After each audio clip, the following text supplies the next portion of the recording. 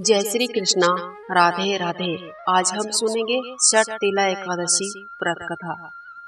स्वागत है आप सभी का एक बार फिर से।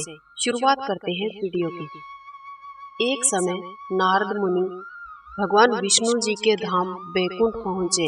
वहाँ उन्होंने अपने प्रभु विष्णु जी से षटतिला एकादशी व्रत के महत्व के बारे में पूछा। भगवान विष्णु जी ने बताया कि प्राचीन काल में पृथ्वी पर एक ब्राह्मण की पत्नी रहा करती थी। उसके पति का निधन हो गया था। ब्राह्मणी मेरी भक्त भी थी और पूजा और श्रद्धा भाव से व्रत भी किया करती थी।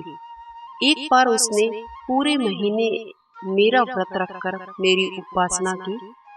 व्रत के प्रभाव से उसका शरीर तो शुद्ध हो गया, लेकिन वो ब्राह्मणी कभी भी अन्न का दान नहीं किया करती थी। इसलिए मैंने सोचा कि ये स्त्री बैकुंठ में रहकर भी अतृप्त रहेगी।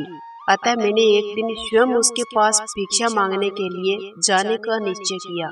जब मैं भिक्षा मांगने पहुंचा, तब उस ब्राह्मणी ने मिट्टी का पिंड उठाकर मेरे हाथों में रख दिया। वो पिंड लेकर मैं अपने धाम वापस लौट आया। कुछ समय बाद वो स्त्री देह त्याग कर मृत्यु लोक में आ गई। मृत्यु लोक में आने पर मैंने उसे एक कुटिया और आम का पेड़ रहने को दिया। खाली कुटिया देखकर वो घबराकर मेरे पास आई और बोली, हे प्रभु, मैं तो धर्मपरायण हूँ, फिर मुझे खाली कुटिया ही क्यों मिली है? आखिर मैंने ऐसा कौन सा पाप किया है? तब मैंने उसे समझाया कि ये अन्नदान नहीं करने के कारण हुआ है, मिट्टी का पिंड देने से हुआ है। तब मैंने उसे बताया कि जब देव कन्याएं आए तो आप उनसे षटतिला एकादशी व्रत की विधि पूछना। जब तक न बताए तब तक आप अपना द्वार न खोलना।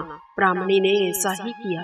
देव कन्याओं द्वारा बताई गई विधि से फिर ब्राह्मणी ने एकादशी व्रत का पारण किया। व्रत के प्रभाव से उसकी कुटिया अन्न धन से भर गई और फिर उसे अन्न की प्राप्ति के साथ साथ सब कुछ प्राप्त हो गया और स्वर्ग लोक की प्राप्ति हुई। हे नारद, इस बात को सत्य मानो, जो भी व्यक्ति इस एकादशी का व्रत करता है, साथ ही साथ अन्न और तिल का दान करता है, उसे मुक्ति और सुख समृद्धि की प्राप्ति होती है।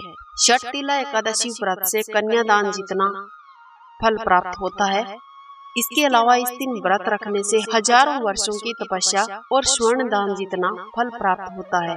जो भी इस संसार में मनुष्य देह को पाकर षटतिला एकादशी का व्रत नहीं करता है, उसके घर में कभी भी वैभव और सुख समृद्धि नहीं आती है।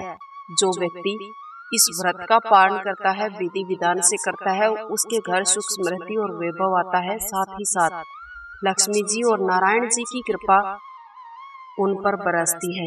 आज का हमारा वीडियो यहीं तक। मुझे उम्मीद है कि आपको ये कहानी जरूर पसंद आई होगी। अगर अच्छी लगी है तो इसे लाइक और शेयर करके, चैनल को अभी तक आपने सब्सक्राइब नहीं किया है तो सब्सक्राइब करके बेल आइकन अवश्य प्रेस कर देना, ताकि आने वाले हर एक वीडियो का नोटिफिकेशन आपको सबसे पहले मिल सके। मिलते हैं नेक्स्ट वीडियो में। वंदे मातरम। जय श्री कृष्णा।